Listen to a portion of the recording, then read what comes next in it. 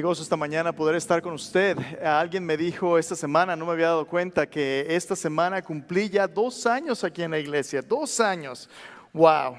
Nunca me habría imaginado 2 años que pasamos a través de COVID, a través de tantas cosas, y ahora aquí estamos ya empezando a ganar un poquito de normalidad.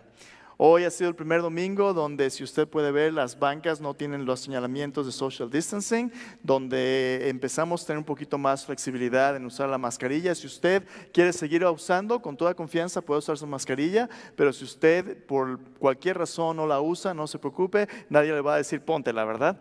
Ahora, si alguien necesita estar en una zona donde solamente usemos mascarilla, está de este lado y puede usted sentirse en libertad de sentarse allí. Pero el punto es este: hemos estado en un caminar donde ha habido muchas altas y bajas. Ha habido dificultades, ha habido muchos cambios, ha habido cosas que Dios nos está preparando para poder tener una cosecha. ¿Vino usted la semana pasada al concierto? ¿Qué tal la pasó? Buen tiempo, ¿verdad? Buen tiempo. Si usted estuvo por ahí, fuimos más o menos unas 400 personas escuchando música, pero también alabando al Señor, cantando al Señor, siendo la iglesia de Cristo fuera de estos muros. ¿Y sabe qué fue lo más interesante? Que Dios trajo nuestros vecinos. Había vecinos, había personas invitadas que vinieron, y varias conversaciones que pude ver. Estaba platicando con una pareja que viven aquí cerca y me dijeron: ¿ustedes son los que se reúnen aquí en el edificio de First Baptist? Les dije: sí, nosotros somos. Me dice: yo pensé que ustedes ni cantaban, ni bailaban, ni nada. ¿Qué piensa la gente cuando todos los días maneja en este crucero y ve este edificio? ¿Qué pensará de lo que sucede dentro de estos muros? No es una iglesia para viejitos, no es una iglesia para nomás americanos. ¿Es una iglesia para quién? ¿Para quién es esta iglesia, hermanos? Para la gloria y honra de nuestro Señor Jesucristo. Existimos para glorificar a Dios. En el centro de nuestra congregación no se trata de lo que yo quiero o lo que tú quieres, se trata de lo que Dios quiere. Existimos para glorificar a Dios multiplicando discípulos. Dios nos ha llamado a multiplicar personas y vidas que se parezcan ¿a quién? A Cristo Jesús. Así es como damos gloria a Dios, cuando nuestras vidas se parecen a Jesús. Un discípulo es una persona que aprende a obedecer todo lo que Cristo nos ha mandado. Un discípulo es una persona que se ha bautizado públicamente en el nombre del Padre, del Hijo y del Espíritu Santo. Un discípulo es una persona que madura y se parece a Jesús y ahora va y le cuenta a otros lo que Cristo ha hecho por esa persona. Para eso existimos, para glorificar a Dios multiplicando discípulos que invite a todos los pueblos. Hermanos, somos una iglesia para toda nación y toda generación. Algo maravilloso que sucedió ahí en el concierto es que, hermanos, usted come hamburguesas, come tacos, coma lo que coma, pero no los come en inglés o en español, ¿verdad? Los come en humano.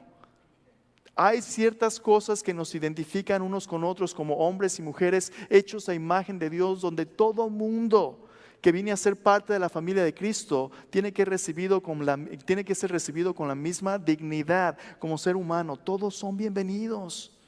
Dios quiere que como iglesia seamos la iglesia que invite a todos los pueblos a unirse a Jesucristo en un viaje. El discipulado es un viaje. El discipulado es la decisión de seguir a Cristo, ¿verdad? Cristo dijo: síganme y yo los voy a hacer ¿qué? Pescadores de hombres. Usted sigue a Cristo en este viaje. ¿Y cómo es este viaje? Es un viaje de por vida. Cristo no quiere que seamos ahorita sí, al rato no. Comprométete con Cristo, alíñate con su palabra. Ahí vamos, ¿verdad? Un viaje de por vida transforma nuestras vidas, y al ser cambiados a imagen de Cristo, poco a poquito vamos a pasar de recibir a dar la vida que Cristo nos da. Esa es nuestra misión, para eso estamos aquí. Pero es más fácil decirlo que hacerlo, ¿no? En medio de nuestro seguir a Cristo, en medio de nuestra caminata con Él y nuestro viaje, va a haber retos. La semana pasada hablamos de la oposición externa que trata de desanimarnos. Hay cosas que se van a interponer entre Cristo y nosotros y van a querer distraernos del llamado de Cristo. Seguro que enfrentaste alguna esta semana, ¿no? Siempre hay razones por las cuales no puedes ir a la iglesia. Siempre hay razones por las cuales no puedes leer tu Biblia. Siempre hay razones que traten de interponerse entre Dios y tú. Pero cuando tú te enfocas en Cristo, ¿qué es lo que hace Cristo con los obstáculos? Poco a poquito los va haciendo a un lado. ¿Para qué? Para que su voluntad se haga en tu vida. Porque Dios, aunque a veces nosotros le somos infieles, Él permanece fiel. Cristo ha dicho, no te voy a dejar, no te voy a desamparar. Aun cuando a veces le quedamos mal, Él siempre queda bien, siempre. Él nunca se va a rendir. Filipenses 1:6 dice que la obra que Él ha empezado, Él la va a terminar. Él la va a terminar hasta el día de Jesucristo. No hay pierde. Si tú sigues a Cristo, si tú le has dado tu vida a Él, Él va a terminar lo que Él ha comenzado. Pero hay obstáculos. Algunos son externos, otros, los más peligrosos, son internos. El día de hoy vamos a ver en Nehemías capítulo 5. Si tienes tu Biblia, puede abrirla en Nehemías capítulo 5.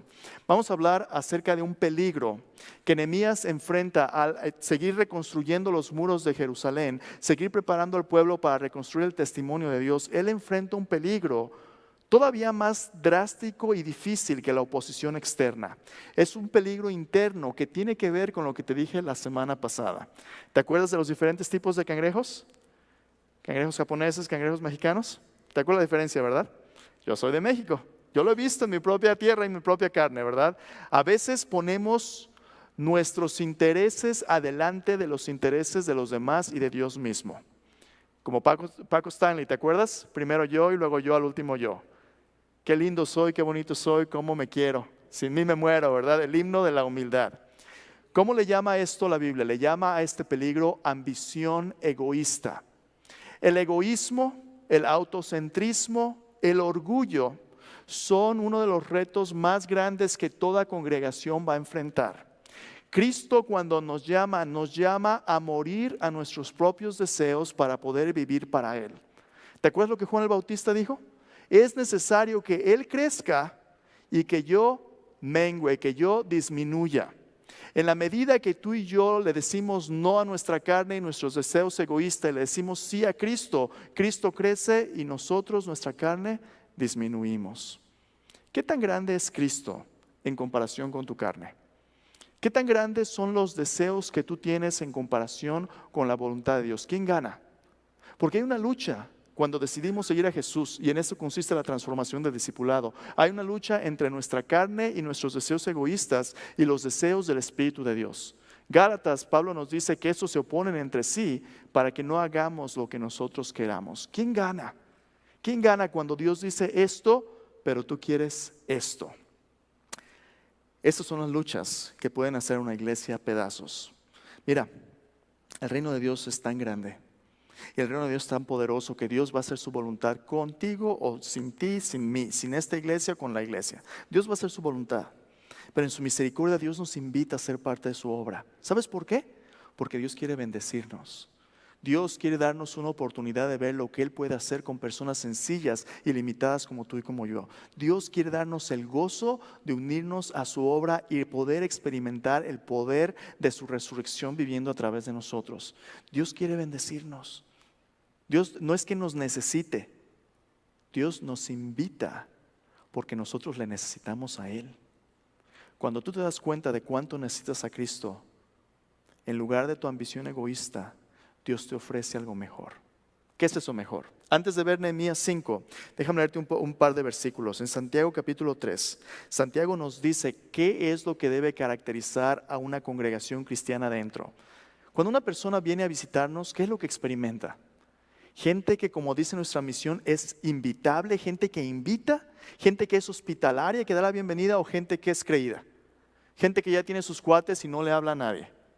¿Qué experimenta la gente? Mira lo que es Santiago, capítulo 3, versículo 13, dice: ¿quién es sabio y entendido entre vosotros? Levanta tu mano si eres sabio y entendido.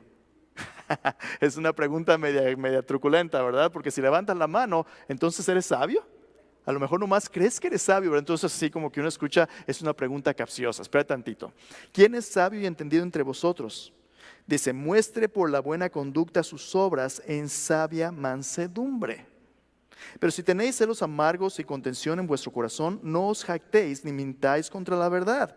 Porque esta sabiduría no es la que desciende de lo alto, sino terrenal, animal, diabólica. Porque donde hay celos y contención, allí hay perturbación y toda obra perversa. Pero la sabiduría que es de lo alto es primeramente pura, después pacífica, amable, benigna, llena de misericordia y de buenos frutos, sin incertidumbre ni hipocresía. El fruto de justicia se siembra en paz para aquellos que hacen la paz.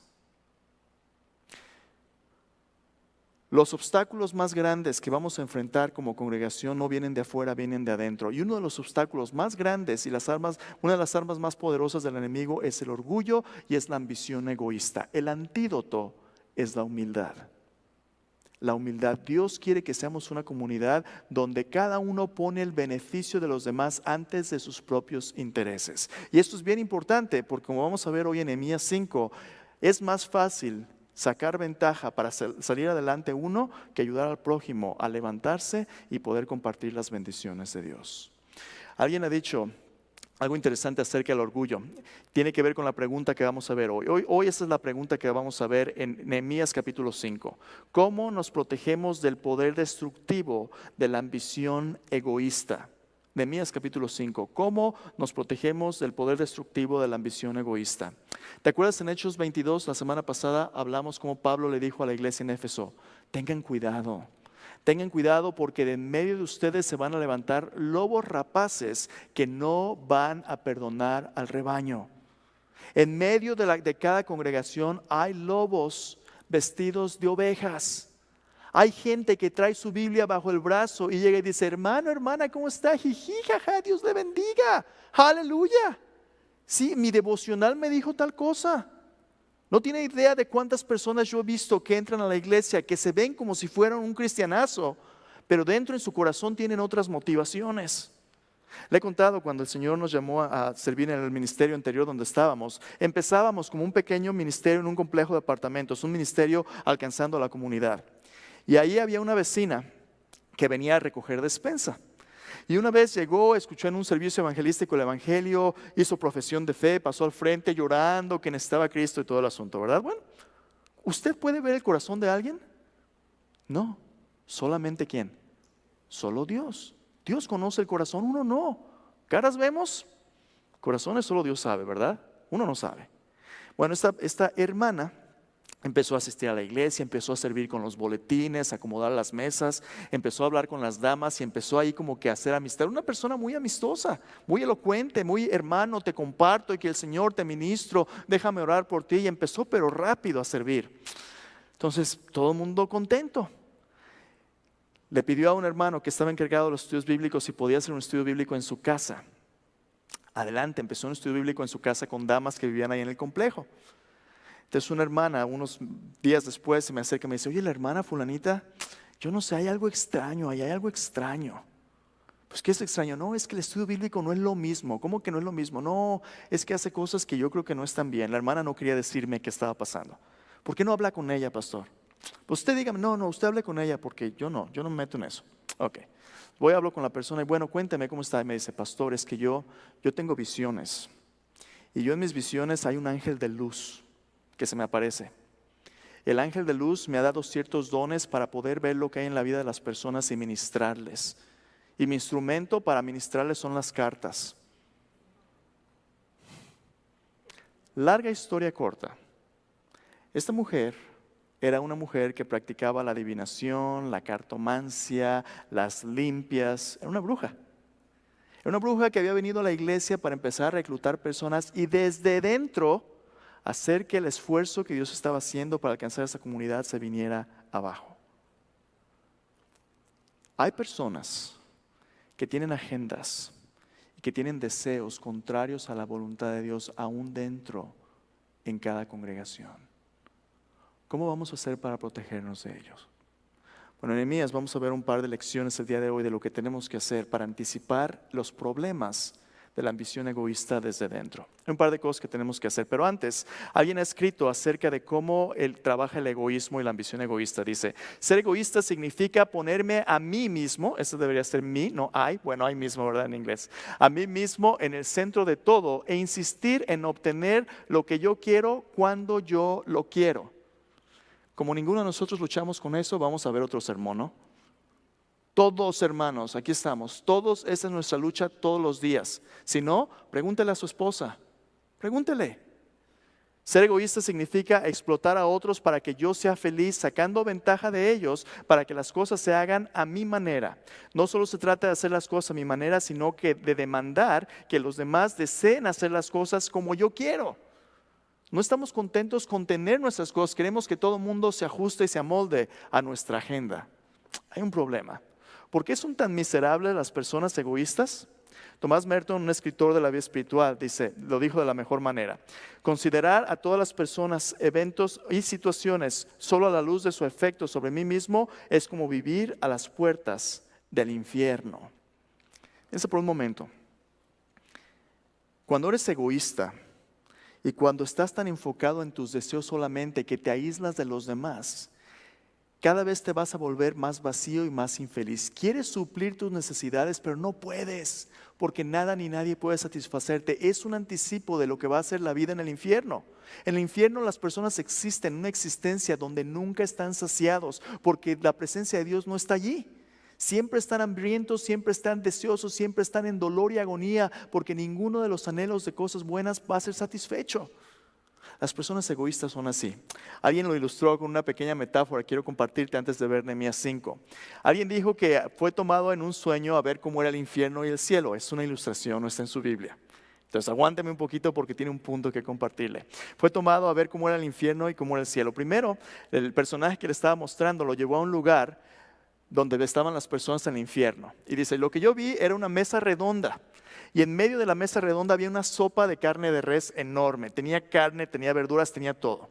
Pero las gentes que estaban alrededor de la mesa estaban flacas, estaban de mal humor, se estaban enojados unos en contra de otros, estaban maldiciéndose, porque tenían cucharas largas y sus manos estaban pegadas al extremo opuesto de la cuchara. Y todo el mundo estaba tratando de comerse la sopa solo. Y pues no podían, sus brazos no eran suficientemente largos y era un mugrero, un desastre por todos lados. Siempre hambrientos, nunca satisfechos. Es el infierno, una frustración continua y un hambre que nunca puede ser satisfecha. Después dice, te voy a llevar al cielo y quiero que veas el cielo. Lo lleva al cielo y en el cielo la misma mesa con el mismo caldo de res. Pero la gente estaba gordita, contenta, platicando, satisfechos, en un buen tiempo de comunión. Las mismas cucharas, las mismas manos pegadas. La gran diferencia es que las personas que estaban allí se habían dado cuenta que en lugar de ponerse a ellos primero, podían poner a otro primero y ayudarse unos a otros. Aunque ninguno podía darse de comer a sí mismo, todo mundo podía darle de comer a otro y a otro y a otro. Y sus necesidades eran satisfechas en la comunidad a la que ellos pertenecían. ¿No es eso lo que dice Filipenses 2? Haya pues ese sentir en vosotros que hubo también en Cristo Jesús, el cual siendo en forma de Dios no estimó el ser igual a Dios como algo a que aferrarse, sino que se despojó a sí mismo tomando forma de siervo y estando en la condición de hombre se humilló a sí mismo haciéndose obediente hasta la muerte y muerte de cruz. Cristo se hizo nuestro siervo para que con su pobreza pudiera darnos su riqueza. Cristo se hizo como nosotros y de eso se trata nuestro llamado a seguirle. Entonces, Nehemías 5. Abra su Biblia en Nehemías capítulo 5. Vamos a ver cómo para protegernos del poder destructivo de la ambición egoísta debemos hacer dos cosas. La primera de ellas está en Nehemías 5, versículo del 1 al 13. Vamos a leerlo juntos y vamos a hablar de lo que Dios quiere que hagamos con esto. Dice ahí, Nehemías capítulo 5. Solo para que recuerde el contexto. En el capítulo 4 usted recordará que había la oposición externa tratando de desanimarles. Tratan de amenazarlos, tratan de chismear, de decir cosas que a ellos les den miedo. Pero el Señor persevera dándoles fuerzas y están ya a punto de terminar el muro. Han trabajado duro y el Señor está a punto de terminar su obra a través de ellos. Entonces ahí la llevan. Pero conforme van haciendo progreso, ahora Nehemías se da cuenta que hay problemas internos. Esos son los problemas que le traen a él. Dice ahí, Nehemías 5:1. Entonces hubo un gran clamor del pueblo y de sus mujeres contra sus hermanos judíos. Había quien decía, nosotros, nuestros hijos, nuestras hijas, somos muchos, por tanto, hemos pedido prestado grano para comer y vivir. Había quienes decían, hemos empeñado nuestras tierras, nuestras viñas, nuestras casas, para comprar grano a causa del hambre. Había quienes decían, hemos tomado prestado dinero para el tributo del rey sobre nuestras tierras y viñas. Ahora pues, nuestra carne es como la carne de nuestros hermanos, nuestros hijos como sus hijos, y aquí que nosotros dimos nuestros hijos y nuestras hijas a servidumbre, y algunas de nuestras hijas lo están ya, y no tenemos posibilidad de rescatarlas, porque nuestras tierras y nuestras viñas son de otros. Me enojé en gran manera cuando oí su clamor y estas palabras. Entonces lo medité, reprendí a los nobles y a los oficiales y les dije: ¿exigís interés cada uno a vuestros hermanos? Convoqué contra ellos una gran asamblea. Les dije: nosotros, según nuestras posibilidades, rescatamos a nuestros hermanos judíos que habían sido vendidos a las naciones. ¿Y vosotros vendéis aún a vuestros hermanos y serán vendidos a nosotros? Y callaron, pues no tuvieron que responder. Dije: no es bueno lo que hacéis. ¿No andaréis en el temor de nuestro Dios para no ser oprobio de las naciones enemigas nuestras? También yo y mis hermanos y mis criados les hemos prestado dinero y grano. Quitémosles ahora este gravamen. Os ruego que les devolváis hoy sus tierras, sus viñas, sus olivares, sus casas, la centésima parte del dinero, del grano, del vino, del aceite que demandéis de ellos como interés. Y dijeron: lo devolveremos y nada les demandaremos. Haremos así como tú dices. Entonces convoqué a los sacerdotes, les hice jurar que harían conforme a esto. Además sacudí mi vestido y dije: así sacuda Dios de su casa, de su trabajo, a todo hombre que no cumpliere esto. Y así se ha sacudido y vacío. Respondió a toda la congregación: amén.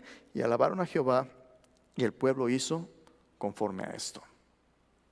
Para proteger del poder destructivo de la ambición egoísta, nuestro ministerio debemos confrontar sus métodos y efectos en nuestra vida congregacional. Debemos confrontar sus métodos y efectos. Nehemías empieza a escuchar el clamor de la gente y se da cuenta que allá adentro hay problemas. ¿Y cuál es el problema? Es un problema económico, es un problema con los dineros, es un problema con cómo la vida del pueblo está empezando a reconstruirse. Tristemente, en este periodo de reconstrucción, empezaba a haber personas que tenían recursos y empezaban a oprimir a otros. Dios en el Antiguo Testamento le había dado al pueblo de Israel mandamientos claros de cómo cuidarse unos a otros como el pueblo de Dios. Dios, cuando llamó al pueblo de Israel a formarse en Éxodo 19, les dijo: si ustedes oyen mis palabras, obedecen mis mandamientos, ustedes van a ser un especial tesoro para mí, una gente santa. Yo los voy a bendecir. ¿Cómo Dios los va a bendecir? Bueno, primero instruyéndoles, pero para poder bendecirles tenían que obedecer la palabra de Dios. Su Biblia habla del dinero y de cómo vivir con los bienes materiales de tapa a tapa. De hecho, cuando Dios hizo al hombre, lo hizo como un administrador de su jardín, de su creación. Dios nos hizo administradores de sus recursos, pero cuando nosotros, en lugar de poner a Dios primero y poner a nuestros semejantes, nos ponemos a nosotros mismos, ¿sabe qué sucede? Dos cosas suceden. Primero, los métodos del egoísmo y del pecado son que aquellos que tienen empiezan a oprimir a los demás. Aquí el pueblo de Israel estaba empezando a reconstruirse, estaba empezando a reformarse, y ya había aquellos que tenían dinero y empezaban a ver a los demás como una economía donde ellos podían sacar ventaja. Ahora, nada de malo en ganar dinero. De hecho, la Biblia dice que las riquezas provienen de Dios en Proverbios y Dios no añade aflicción con ella. Cuando Dios nos bendice, cuando tenemos recursos, eso puede ser el resultado de la bendición de Dios, no siempre. Puede ser también de ganancias de malos negocios. Pero cuando tú trabajas duro y Dios bendice tu trabajo y tienes tus frutos porque lo pones primero a Él, ¿qué quiere que Dios hagas con tus recursos? Tú tienes dos opciones. Una es acumular tu dinero y volverte millonario y rico, pero ahí hay un problema. El Nuevo Testamento dice: la raíz de todos los males es el amor al dinero. Tus dineros, tus recursos se pueden convertir en un ídolo. La Biblia nos advierte, por un lado, en acumular riquezas y poner nuestra confianza en ellas. En el otro extremo, Dios nos advierte que si somos perezosos, si no somos diligentes, la pobreza es el resultado de la negligencia. Por ejemplo, en el Nuevo Testamento, Pablo, instruyendo a la iglesia, dice: hay algunos de ustedes que andan sin trabajar, nomás entremetiéndose en lo ajeno. Dice: si ustedes no trabajan, tampoco coman. ¿A quién le gusta comer? A todos, ¿verdad? Pues si te gusta comer, tienes que trabajar. Por un lado, la Biblia nos advierte en contra de acumular riquezas y poner nuestra confianza en ella. Por el otro lado, Dios nos advierte a no ser perezosos y trabajar diligentemente para que tengamos para suplir nuestras necesidades y compartir con el que tiene necesidad. Y en ese extremo, ¿cómo existimos? como el pueblo de Israel. Si tú eres una persona a la que Dios ha bendecido, no pongas tu esperanza en tus riquezas. Más bien, ve tus riquezas, ve tus recursos como un regalo de Dios que Dios te ha dado para que tú seas su administrador. ¿Y qué es lo que Dios quiere hacer a través de sus recursos? Dios quiere bendecirte a ti, tu familia, pero quiere bendecir a otros a través de ti. Pero aquí está el problema. El método de la ambición egoísta es este: yo existo para edificar mi reinito, mi reino a costa de los demás. ¿Cómo existe el reino de Dios la humildad? Yo pongo a otros antes de mis propios intereses. La opresión es cuando alguien que tiene, no comparte, es tacaño, tiene su esperanza en las riquezas. Pero hay la otra cara de la moneda es esta: los pobres que ven a los que tienen, piensan que otros les deben a ellos, piensan que todos se merecen nada más porque existen. Aquí en Estados Unidos la gente habla acerca del entitlement. ¿Has oído esta palabra? Lo que la gente te debe. ¿Quién te debe a ti? Nadie. Nadie te debe absolutamente nada. La Biblia dice: el que no trabaja, que no coma. Pero no significa que no debamos ayudarnos unos a otros. Por un lado tenemos que tener cuidado con el pobre, ayudarles, tener misericordia, pero por otro lado tenemos que tener cuidado que ellos no simplemente se sienten y piensan que los puede mantener el gobierno. Ahí es la tensión que tenemos que ver. Y es precisamente lo que está pasando aquí en Nehemías. En Nehemías había aquellos que tenían y estaban oprimiendo a otros. ¿Cómo? Les estaban cobrando intereses, usura. Yo crecí en una cultura donde mi abuela, mis abuelos tenían dinero, mis tíos tenían dinero y mis padres eran increíblemente pobres. Y cuando teníamos necesidad íbamos a la familia y la familia nos prestaba dinero. Pero nos prestaba dinero, ¿sabes con cuánto de interés? Con 10% mensual. 10% mensual. Y esa era la cuota para la familia. 10% mensual significa que si a ti te prestan $1,000, ¿sabes cuánto tienes que traerle por mes de interés? $100. Eso es usura. Dios le había dicho al pueblo de Israel: de tus hermanos no aceptes interés, ayúdales, levántalos, porque ellos le pertenecen a tu Dios. Tienes que cuidarte, tienes que tener benevolencia. Pero aquí viene lo interesante también. Dios en Proverbios nos dijo que tienes que tener cuidado porque no vas a pedir prestado y no vas a andar siendo una persona que sirva de aval. En Proverbios, Dios nos advierte que no seamos aval por nadie. ¿Sabes por qué? Porque no hay mejor manera de destruir relaciones humanas que con los dineros. ¿Quieres serte enemigo de alguien? Presta dinero. Y en la iglesia puede pasar que hay personas que están tratando de sacar ventaja, ¿no? Oiga, hermano, yo tengo un problemón. Usted es cristiano, présteme, ¿no? Y usted es cristiano y usted quiere ayudar, ¿verdad? ¿Qué hace usted? Pues bueno, le presta. Y el hermano deja de venir. Y el hermano ya no le contesta el teléfono. Y el hermano no le paga. ¿Y usted cómo se siente? Pero es que yo le presté porque es un hermano y yo confié. Hay personas que nos van a defraudar aún dentro de la iglesia. Si usted quiere tener misericordia y ser parte de la solución, no preste dinero, por favor. ¿Qué puede hacer? Dé. Oye, yo ocupo $1,000. No, pues $1,000, ¿cómo, verdad? No puedo ayudarte con 1,000, pero ¿sabes qué? Mi esposa y yo tenemos un pequeño fondo de emergencias. Te puedo bendecir con $100. Es una ofrenda que Dios te da. No me lo tienes que pagar. Si quieres tú, dale a alguien más. Oh, ok. Tú y yo no somos la solución. Dios es. Algunas veces la gente tiene necesidad, pero tiene necesidad porque se ha metido en decisiones y problemas que no le han permitido a Dios ser parte de su vida financiera. Entonces, ¿qué es lo que hace Nehemías? Cuando Nehemías se da cuenta que hay opresión, que están cobrándose intereses, que hay un problemón económico, Nehemías primero los junta y les dice: a ver, hermanos, vamos a ponernos de acuerdo.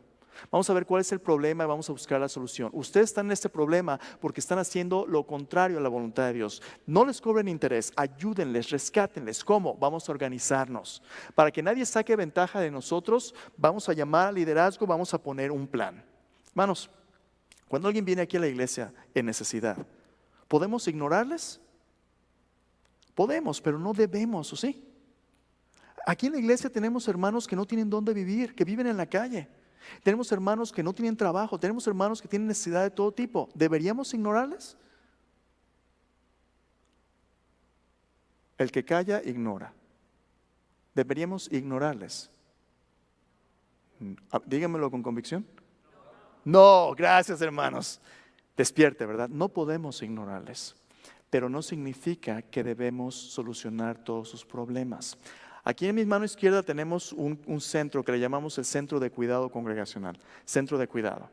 Cada domingo, si hay alguien que tiene necesidad, usted siéntase en libertad de llevarlo ahí. Las personas que están en el centro pueden orar por las personas, pero también puede llenar una forma de benevolencia donde podemos empezar a ayudar con necesidades económicas, necesidades espirituales, de consejerías. Pero llévele ahí porque mire lo que va a pasar. Alguien va a venir a su clase de escuela dominical y le va a contar una historia, ¿verdad? Oh, es que esta semana me fue y tengo y todo esto. Y usted que es generoso y quiere ayudar, va a hacer una colecta, ¿verdad? Empieza a hacer una colecta. Y de generosidad, los grupos dan y ahí está. Pero adivine qué va a pasar la semana que sigue. Esta persona va a visitar otra clase y otra clase y otra clase. Y entonces ha habido personas que han venido a nuestra iglesia a sacar ventaja. Ahí en el estacionamiento hay gente que le va a pedir dinero. No quiero que usted se sienta con la obligación de personalmente solucionar algo cuando como iglesia ya estamos organizados para hacerlo. O si usted le trae al centro, en el centro hay recursos para ayudarle con las finanzas, ayudarle con su vida espiritual, ayudarle de muchas maneras. ¿Sabe qué es lo que hacemos? Escuchamos su historia, vemos qué necesidad tiene y lo primero que hacemos es revisar si ya ha venido a pedir ayuda antes. Tiene que haber un proceso. Nehemías empieza a ayudarles a ver que hay cosas que tienen que tomar orden. Entonces, ¿cómo confrontamos la ambición egoísta? Tenemos que entender que no se trata de construir nuestro reino, sino el reino de Dios. No se trata de oprimir a otros e ignorar sus necesidades, ni de demandar que las nuestras se solucionen. Se trata de entregarnos a Dios para que Dios nos use para ser un instrumento de bendición a otros de manera organizada. Eso es lo primero que tiene que suceder, pero no es todo. Como siervos, como líderes, Dios nos llama a ser parte de la solución. Mira lo que dice ahí en el versículo 14. Dice, también el día que me mandó el rey que fuese gobernador de ellos en la tierra de Judá, desde el año 20 del rey Artajerjes hasta el año 32, 12 años, ni yo ni mis hermanos comimos el pan del gobernador. Pero los primeros gobernadores que fueron antes de mí aprobaron al pueblo y tomaron de ellos por el pan y por el vino más de 40 siclos de plata. Aún sus criados se enseñoreaban del pueblo, pero yo no hice así a causa del temor de Dios. También en la obra de este muro restauré mi parte. No compramos heredad y todos mis criados juntos estaban allí en la obra. Además, 150 judíos oficiales y los que venían de las naciones que había alrededor de nosotros estaban a mi mesa.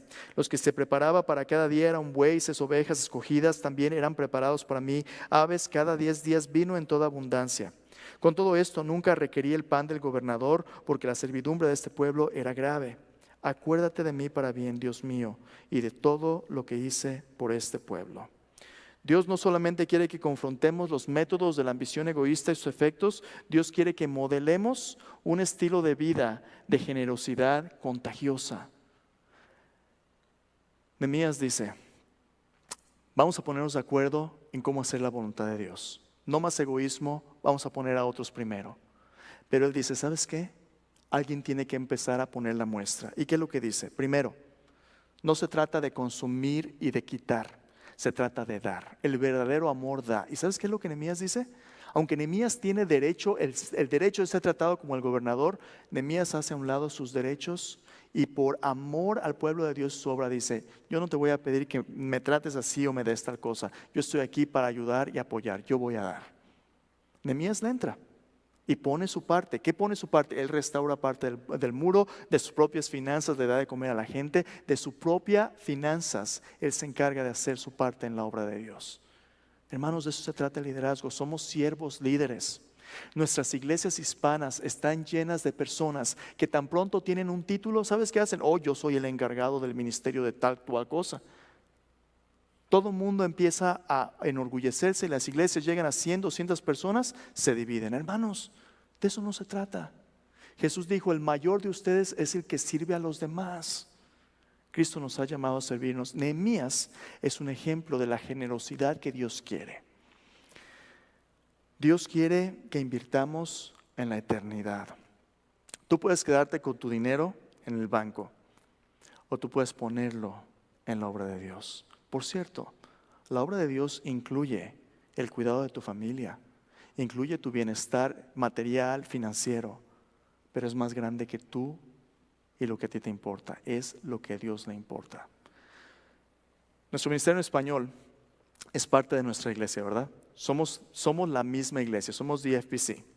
Tenemos un servicio en español porque hablamos español y porque hay una gran oportunidad de alcanzar a la comunidad hispana. Hermanos, desde hace 2 semanas hemos estado trabajando en el servicio en inglés, una pequeña campaña. De aquí al 18 de julio vamos a celebrar 75 años como iglesia. Y mientras vamos planeando y allá la llevamos, estamos empezando a restaurar nuestros espacios, estamos empezando a servir porque queremos ser una iglesia donde la gente se sienta bienvenida, donde las herramientas que Dios nos dé nos ayudan a ser discípulos. Estamos pintando, estamos rehaciendo el edificio de los niños, de los adultos, las clases. Si usted tiene clase de escuela dominical, grupo de discipulado, hoy vio ya pintado, ¿verdad? Empieza a verse un poquito más limpio. Estamos arreglando. Pensábamos que íbamos a gastar unos $25,000, ya teníamos todo listo, planeado. Hace un par de semanas, con las tormentas que tuvimos, uno de los edificios que tiene un techo plano, el techo literalmente se cayó una porción. Descubrimos que está podrido ahí dentro. Entonces nos dijeron, más o menos arreglarlo va a costar unos $50,000. ¡Wow! Empezamos a buscar otros presupuestos, es entre 30 a 50, pero es un buen billete. Hemos estado compartiendo con el servicio en inglés, hermanos, vamos a necesitar fondos. Si alguien tiene margen, no ponerle una carga a quien no tiene. Quien no tiene, tú das lo que tú puedes. Pero si tienes y quieres invertir, aquí hay una oportunidad. Necesitamos $75,000. ¿What? Pero si ya íbamos tan bien, en 2 semanas, hermanos, Dios ya ha provisto cerca de $20,000. Sin hacer escándalo, simplemente compartiendo la necesidad. Porque hay gente generosa que quiere ser parte de la obra de Dios y cree que lo que sucede en esta iglesia vale la pena invertir. Si tú eres uno de ellos, yo te invito a ser parte de ello. Nuestro servicio en español es parte de lo que Dios está haciendo. Hay una hermana que asiste a nuestra congregación. Ella no tiene dónde vivir. Ella vive en la calle. Pero ella viene cada domingo, fielmente. No sabes quién es, no la reconocerías si la ves. La semana pasada venía ella corriendo para entrar. Llega a la puerta, la saluda y me dice, tengo que regresarme, ¿por qué? Dice, se me olvidó mi diezmo. Se me olvidó mi diezmo. Cuando Jesús fue al templo, Él vio a muchos que echaban mucho dinero en la ofrenda y tocaban trompeta. Aquí están los grandes donadores. Pero vio una viuda que echó 2 centavos. Jesús se quedó impresionado, llamó a sus discípulos y les dijo, ¿vieron esa viuda allí? Esa mujer dio más que todo el resto. ¿Cómo? Si dio 2 centavos. Sí, pero ella dio todo lo que tenía. El resto de lo que le sobra, le dan a Dios las limosnas. Pero ella trajo una ofrenda de adoración porque le dio todo a Dios. A lo mejor tú no tienes mucho. A lo mejor tú dices, ¿cómo le voy a hacer si apenas puedo salir adelante? Cuando tú le confías a Dios tu poco, Dios puede hacer lo mucho. No te preocupes en las cantidades, preocúpate en el corazón. Pocas palabras. Voy a terminar con esto. El hablar es bien barato, pero el amor es caro. Si tú amas, te va a costar. Te va a costar cuidar tu familia, te va a costar ser parte del plan de Dios. Pero hablar es barato. El que habla dice, el que ama, da. Porque de tal manera amó Dios al mundo que ha dado a su Hijo único, para que todo aquel que en él cree no se pierda, mas tenga vida eterna. Oremos. Las personas controladas por la ambición egoísta ven a sus semejantes como artículos de consumo para satisfacer sus deseos o lograr sus objetivos. ¿Cómo quiere Dios que le sirvamos en esta iglesia? Para asegurarse que este lugar sea un lugar donde todos sean tratados con dignidad y respeto, sin caer en las trampas de la opresión, sin las demandas. ¿Cómo quiere Dios que tratemos a nuestros semejantes? Cuando veas a alguien que viene por primera vez, velo con los ojos de Dios. No te distraigas con la apariencia. Ve más allá de ello. La generosidad contagiosa rinde sus derechos y provee para el plan de Dios, para que su plan se realice en la vida de aquellos que no han alcanzado madurez. ¿Cómo quiere el Señor usar tu tiempo, tus talentos, tus tesoros para ser esa cuchara que alimenta a otros y para que las cucharas de otros suplan tus necesidades. ¿Cómo Dios quiere usarte a ti? Padre, venimos ante ti con una lucha en nuestro corazón. Honestamente, Señor, yo quiero lo que yo quiero. Pero, Señor, yo me arrepiento de mis deseos porque, Señor, a final de cuentas tú ganas, Señor. A final de cuentas me doy cuenta que yo quiero lo que tú quieres, Señor, porque yo te quiero a ti. Es necesario que tú crezcas y yo disminuya, Señor. Señor, no estamos aquí para hacer la voluntad de nadie, sino la tuya. Al obedecer tu palabra, al amarnos unos a otros, a servir a nuestro prójimo, yo te pido que nuestra congregación, Señor, sea un ministerio conocido por el amor unos a otros. Y cuando la gente nos vea, diga: mira cómo se aman unos a otros. Mira cómo se aman, Señor. Padre, yo te pido que tú suplas la necesidad de aquellos que tienen necesidad y que nos uses para ser parte de la solución. Te amamos, Señor. Te adoramos, somos tuyos. Queremos servirte solo a ti. En el nombre de Jesús. Amén. Cantemos juntos.